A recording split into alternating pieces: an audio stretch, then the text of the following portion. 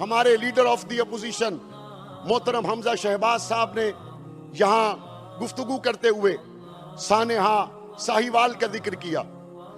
ہمارے منسٹر میاں محمد اسلم صاحب نے ان کی جوابی گفتگو میں سانحہ ماڈل ٹاؤن کا ذکر کیا.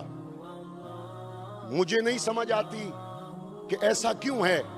اس طرف اپوزیشن بیٹھتی ہے اور ان کی لابی علیحدہ ہے اور ان کا کیفیٹیریا علیحدہ ہے. یہاں ہم بیٹھتے ہیں، ہماری لابی علیحدہ ہے، ہمارے کھانے پینے کی جگہ علیحدہ ہے. لیکن جناب چیئرمین، اسی چار دیواری میں دو جگہیں ایسی ہیں جہاں اپوزیشن اور ہم ایک ہوتے ہیں. ایک یہ ایوان ہے اور ایک سامنے مسجد ہے. ان دونوں جگہ پر ہم اکٹھے ہو جاتے ہیں.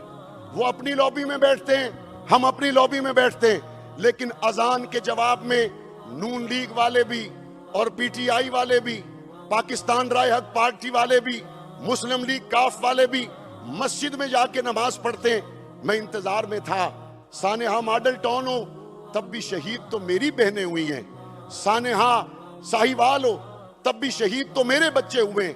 ہم اس ایوان میں ایسا کیوں نہیں کرتے کہ ہم سانحہ ساہیوال کی اور سانحہ ماڈل ٹاؤن کی کھلے دل سے تحقیقات کروائیں. وہ نون لیگ اور پاکستان تحریک انصاف کے بچے نہیں تھے، وہ محمد کریم کے امتی تھے اور پنجاب کی بیٹیاں تھیں. وہ پنجاب کے بیٹے تھے، وہ پنجاب کے معصوم تھے.